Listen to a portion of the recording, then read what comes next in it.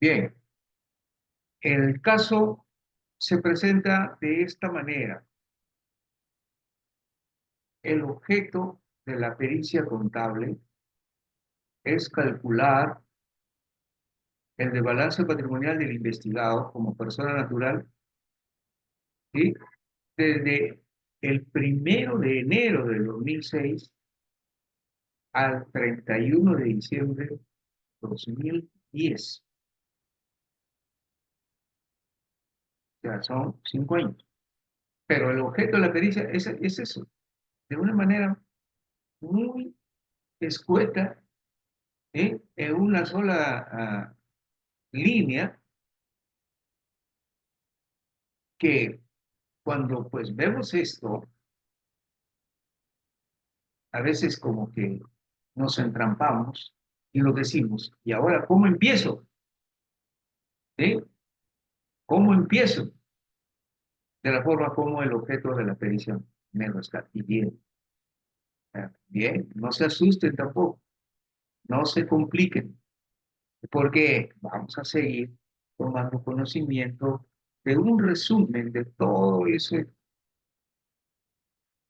tomos que dio origen pues a esta información. ¿Eh?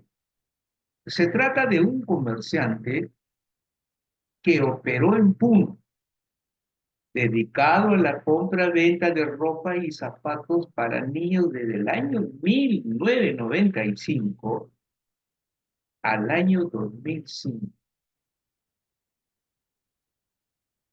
Hasta ahí, este comerciante trabajó como informal, porque Fiscalía pide que se investigue, ojo, desde el 1 de enero del 2006, o sea, al siguiente año, hasta el 2010.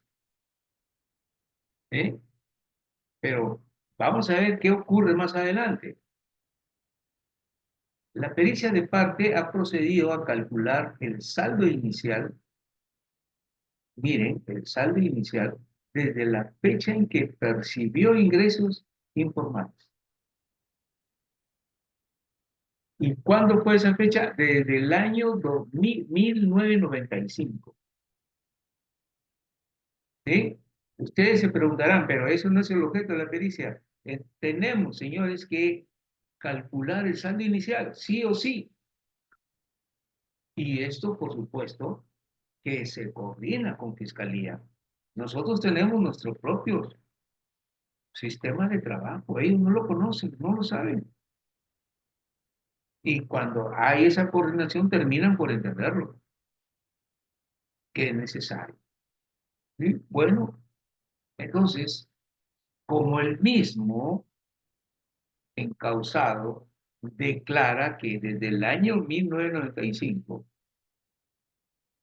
ha comenzado ya a trabajar como informal, entonces con el aporte que pueda dar sobre sus ingresos o egresos vía notarial y que no consta en la carpeta fiscal, entonces hay que considerarlo.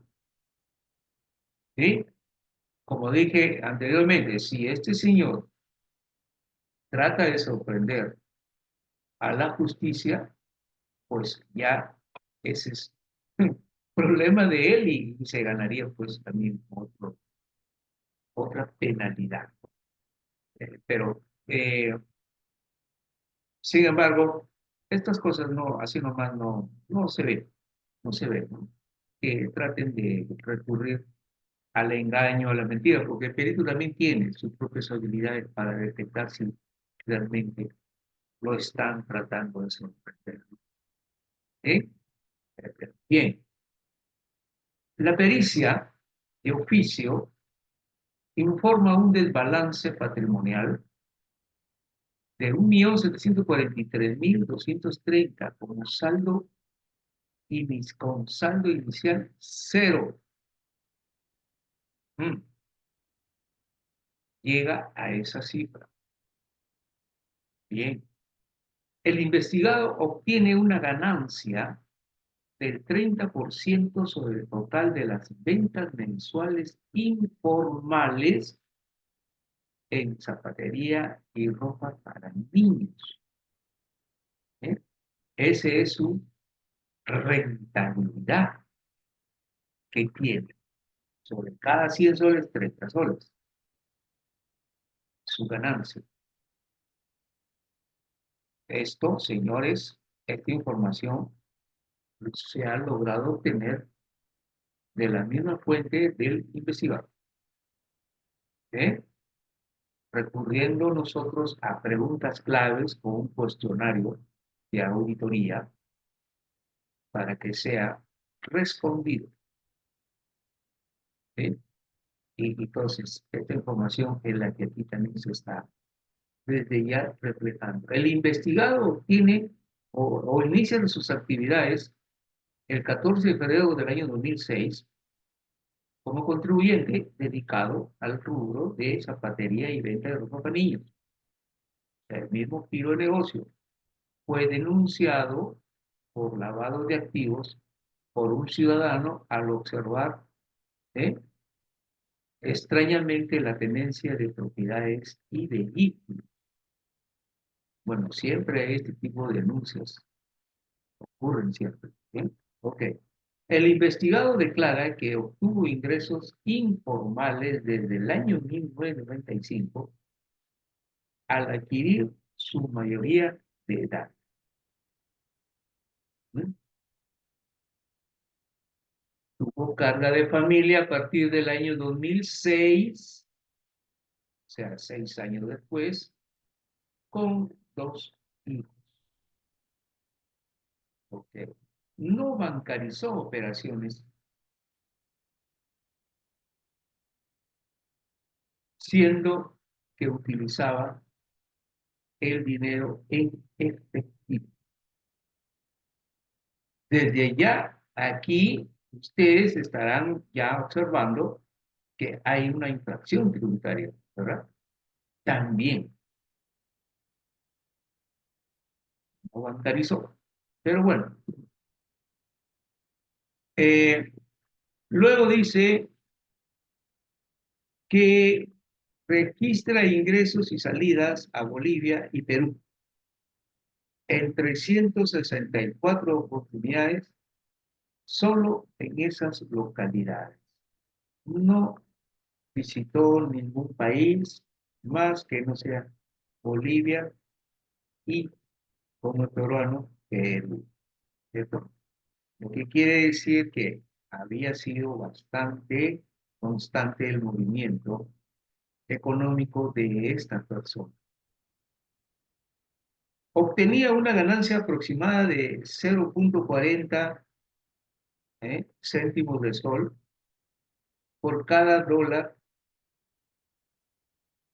¿sí? Y no declaradas tributariamente. O sea, también se dedicaba a la compra-venta de dólares. Y lo hacen muchos, ¿ah? Muchos lo hacen. Porque sabemos que en Bolivia el dólar vale menos que en Perú, ¿sí? Entonces, ahí quienes viven también de eso, una frontera peruano-boliviana. Compran la moneda extranjera en Bolivia, la traen escondida, por supuesto, y la venden al precio mayor. Este señor también se dedicaba a eso. También dice, bueno, compraba dólares con sus ganancias en lo formal también, cuando ya comenzó a ser contribuyente, siguió haciendo lo mismo y, informal en Bolivia y los comercializaba en Perú. Sin embargo, esas ganancias por compra-venta de dólares no declaraba tributariamente. Como no contribuyente, adquirió dos propiedades inmuebles por un total de 585.280 al 31 de diciembre de 2005. O sea, ¿cómo informar? Ya había comprado bienes de esta naturaleza, ¿sí? Bueno, y como no contribuyente, también adquirió dos camionetas 4x4 Toyota Prado en 152.500 al 31 de diciembre de 2005. O sea, siempre como informal. Como contribuyente, también adquirió equipos por 12.500, ¿sí? Por 12.500 en el año 2007, o sea, ya como contribuyente. También adquirió un bien inmueble en el año 2006 por 178.909, también como contribuyente. Y como contribuyente también adquirió bienes muebles en el año 2007 por 147.000. ¿Sí? En el resultado de la investigación policial y fiscal, no especifican el tipo de lavado que ha incurrido. Y aquí, señores, me voy a detener un tanto porque cuando nos contratan para realizar una pericia de esta naturaleza, debemos siempre saber qué tipo de presunción de lavado de activos se estaría originando. ¿Eh? O sea, lavado de activos, hay 14 conceptos de lavado de activos. ¿En cuál de ellos los investigadores que acusan han podido ellos centrarse como para que logren o puedan calificar un lavado de activos? O sea, ¿lavado de activos de qué? ¿Por extorsión? ¿Por trata de blancas? ¿Por narcotráfico? ¿Por qué? Entonces, ahí es donde observo que el perito no va más allá y tiene, señores, tenemos, mejor dicho, que hacer para poder tener una idea más exacta de qué se estaría tratando esta investigación fiscal sobre una presunción genérica, o sea, generalizada, de lavado de activos. Así, a secas. En una oportunidad se tomó conocimiento de un caso por decomiso de dinero. Ahí ahí en la frontera, en Desaguadero, una pericia de parte que se hizo. Pero ¿qué pasó? Que la Policía Nacional de Perú, ¿no? eh, informó la existencia de un lavado de activos por narcotráfico. ¿Sí? Bien, pero tomando conocimiento de la investigación, en ningún momento se aprecia que el investigado portaba drogas en la camioneta de su propiedad que fue intervenida, escondiendo dinero, por supuesto. Tenía una empresa, tenía una empresa en Chicuani, una empresa que se dedicaba a la compra-venta de ferretera, ¿sí? Que se dedicaba a la compra-venta de productos químicos, como suelen haber negocios de esa naturaleza, pero en ese negocio no se habló de que había residuos de drogas y tampoco en el domicilio del investigado. Entonces, ¿de dónde sacó ese calificativo de una presunción de lavado de activos por narcotráfico? Entonces, cuando se tomó conocimiento de esto, claro, como perito, ¿eh?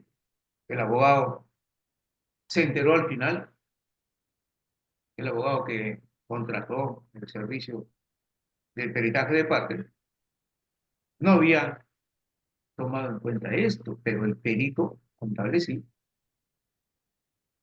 Entonces le digo, señor abogado, aquí yo no veo una presunción de lavado de activos, porque no está aquí el concepto de esos 14 calificaciones que eh, hablan pues sobre un lavado de activos.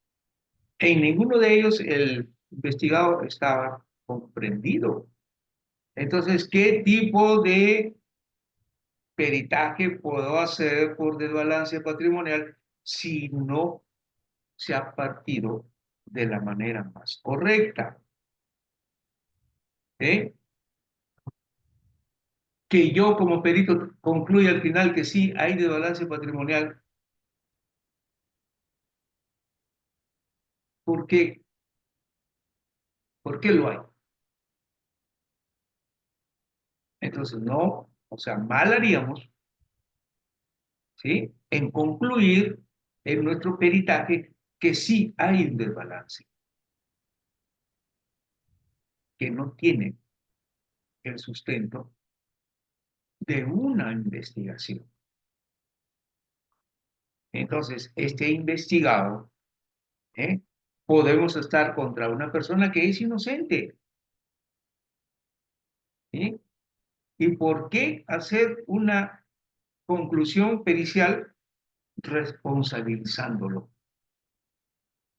No olvidemos, señores, que de la firma que hacemos como peritos contables depende mucho de la suerte del futuro, de la dignidad, honorabilidad del encausado. Hay un problema social detrás de él. Y si no actuamos con probidad, entonces, señores, estaríamos en una situación bastante delicada porque no hay en realidad motivos como para poder calificar de esa naturaleza.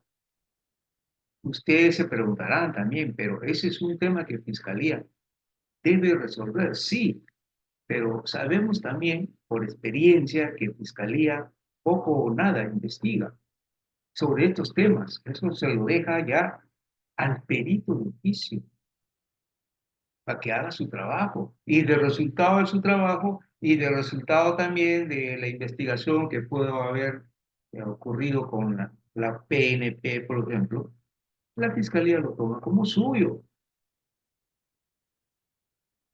¿Qué le agrega a la investigación?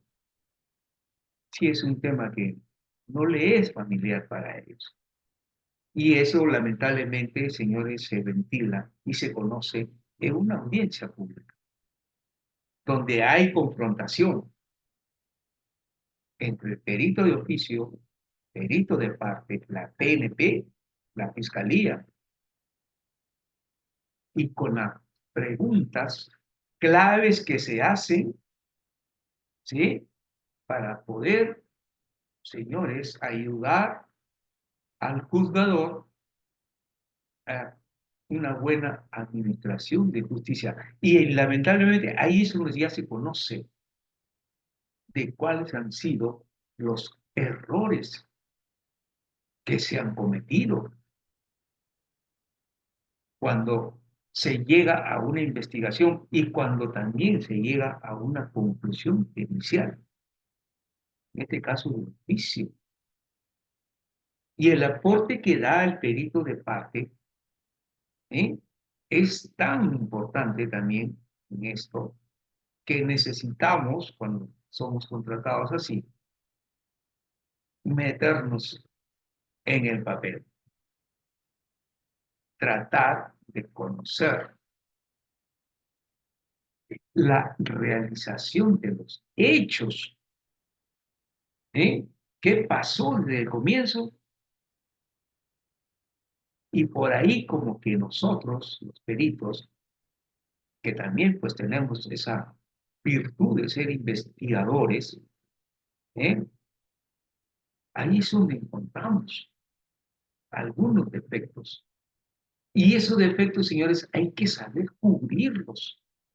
¿Para qué? Para alimentar de la mejor manera la carpeta fiscal, para aportar más elementos de juicio, ¿sí? Pero si no lo hacemos, es porque no tenemos, pues, suficiente capacidad de visión, no tenemos la percepción desarrollada como para poder obtener más indicios, ¿no?, de responsabilidad o no. O sea, el perito debe hacer su trabajo sin pensar de que ya hay un responsable. ¿Por qué? ¿Porque Fiscalía así lo ha considerado? No, señor, no. Eso es ya trabajo nuestro. Si al final hay un desbalance. ¿Y por cuánto? Porque este caso, este seminario taller, precisamente va a hablar a continuación sobre la forma, cómo es que podemos nosotros llegar a conocer el saldo inicial. ¿Con esto qué digo? Que sí o sí tiene que haber saldo inicial. Como en un caso que vi, un colega perito calculó en forma estimada los ingresos, ¿sí? Los egresos por varios años, pero no calculó los ingresos estimados.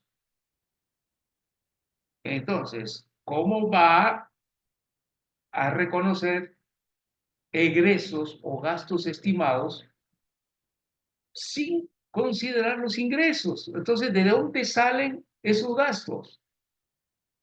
¿De dónde?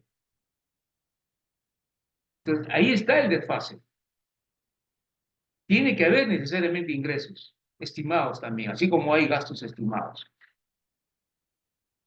Y de la forma, por supuesto, como en este caso lo voy a exponer también. Uno de los tantos casos, de la manera como se debe calcular.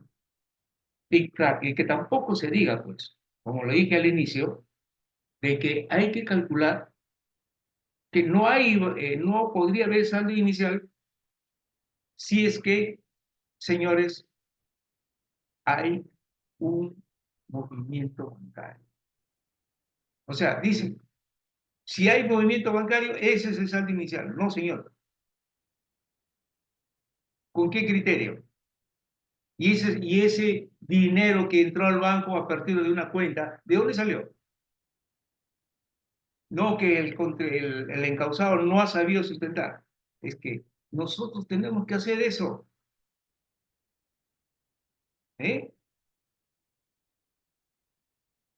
Y bueno, no es tan sencillo hacerlo también, por supuesto, pero hay que hacer un trabajo, señores, bastante profesionalizado.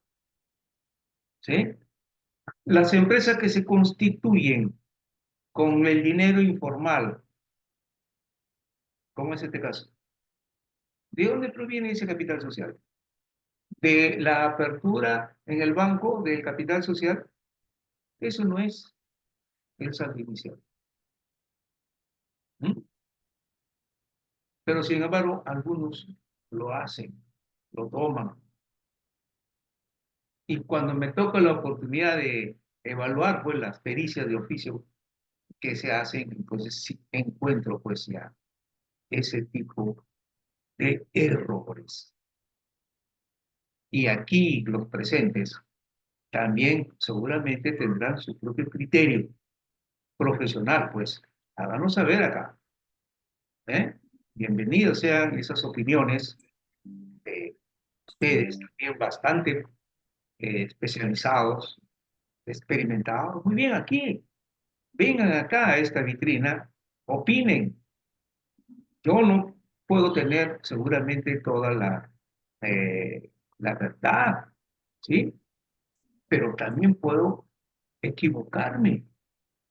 Y aquí pues es donde se quiere también saber de la opinión de otros profesionales bastante ilustrados para que los que están participando aquí puedan pues tener ya una idea más exacta de la forma como cada uno podría obrar, ¿sí? Cada uno podría obrar, porque no es posible pues uniformizar un peritaje, ¿no? El inicio de un peritaje, el saldo inicial por los diferentes tipos de negocio que hay y la manera como se puede también calcular ese saldo inicial. En este caso, pues sí, estamos viendo un caso de contrabando en la frontera de Perú-Bolivia y con la comercialización, pues, de lo que es zapatería y ropa para niños. Así que, estimados colegas, pueden ustedes intervenir, ¿sí?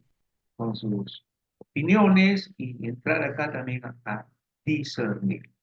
Ok, vamos a ver entonces cómo se comportó los ingresos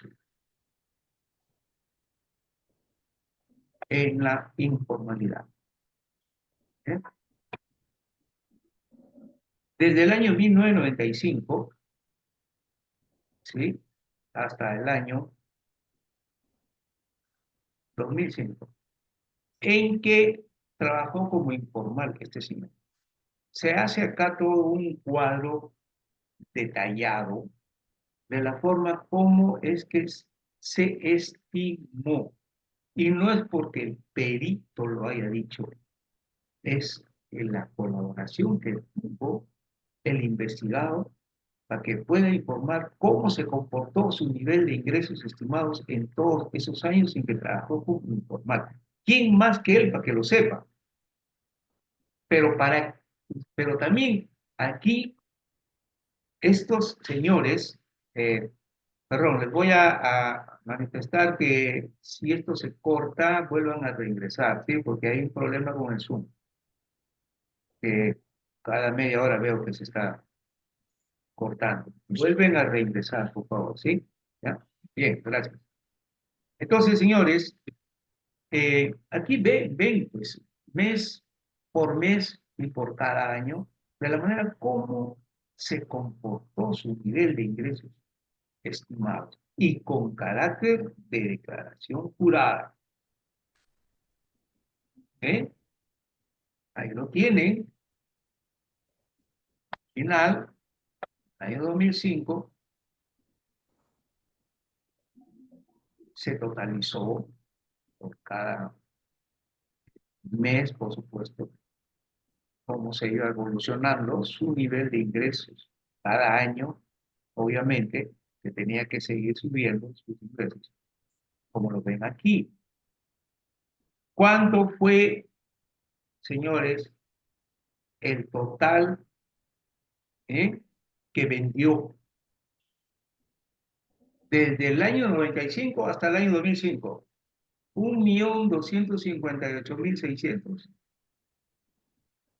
Aquí está la primera observación. En mi sano criterio, constituye evasión tributaria.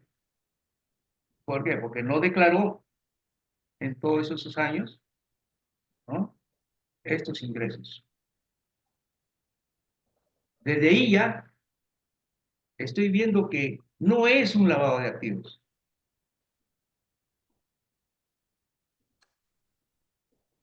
Constituye evasión tributaria. Pues bien, seguimos. Este señor también se dedicaba a la compra-venta de dólares y ganaba el 30%, 35% de las ventas mensuales. O sea, de aquí él destinaba un 35% para compra y venta de dólares. Y ganaba estas cifras que ven acá. 29.340, 29.700, en fin, un total de 377.580 que obtuvo también como ganancias y no declaró. Entonces constituye evasión tributaria. ¿Eh? Vayamos poco a poco con esto. Estoy acá refiriéndome a sus ingresos informales obtenidos desde el año 1995 hasta el año 2005. Entonces, sobre estos resultados, sí podría estar en condiciones de calcular un saldo inicial. ¿Eh?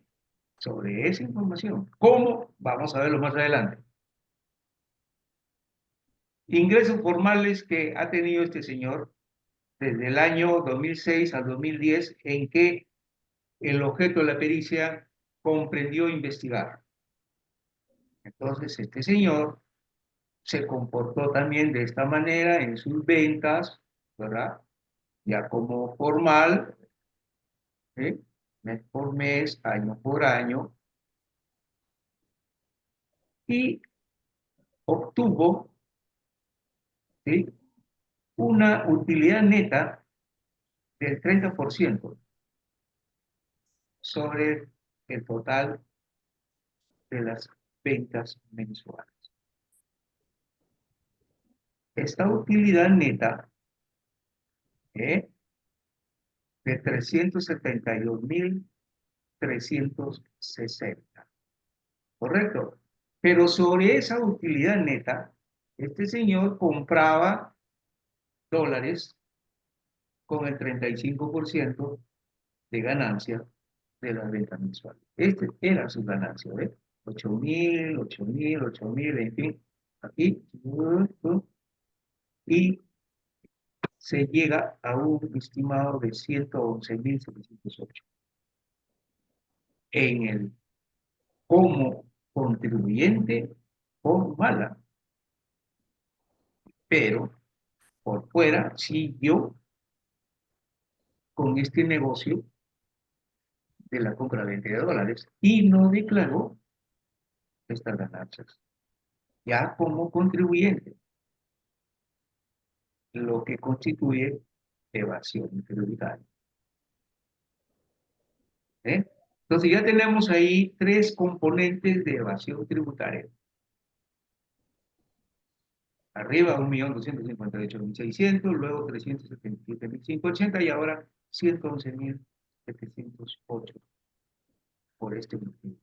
Tuvo ingresos de planillas en el año 2006 en que se constituyó como persona natural con negocio y tuvo sus ingresos por planilla, ¿sí?, por un total bruto de 186.324 y neto, ¿sí?, de 145.496. Tenía esos ingresos por más.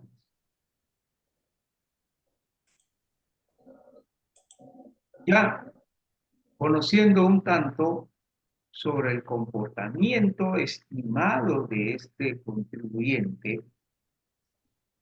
donde también aquí hay algo más que agregar. El perito tiene también que saber identificarse con estos resultados para poder conocer si hay por ahí también una presunción de engaño o no de este señor investigado, porque también hemos visto que dentro de la informalidad ha comprado bienes inmuebles, maquinarias, y siempre dentro de las utilidades y ganancias que obtenía como informal. Entonces, esa relación de costos entre lo uno y lo otro es lo que también el perito tiene que saber calificar, a ver si hay un razonamiento lógico de la información que está dando el comprendido y versus las riquezas que posee.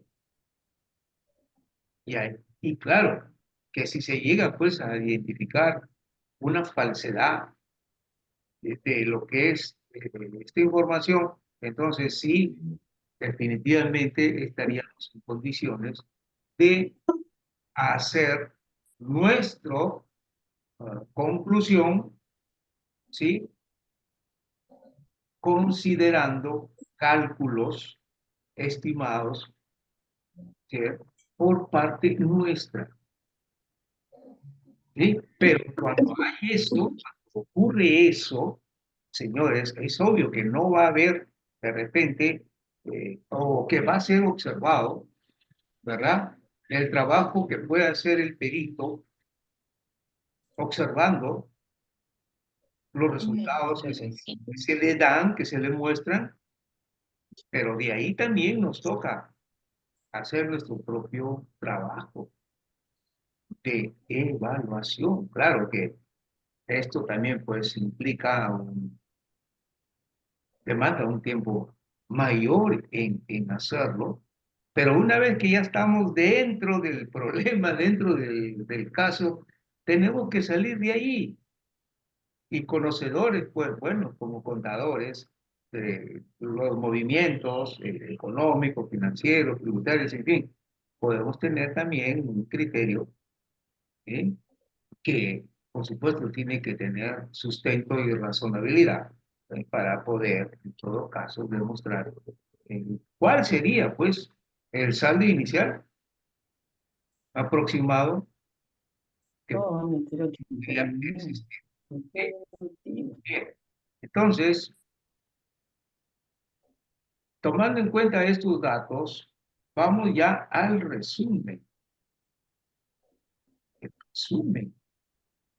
Todo ese conglomerado que ustedes han visto se resume así.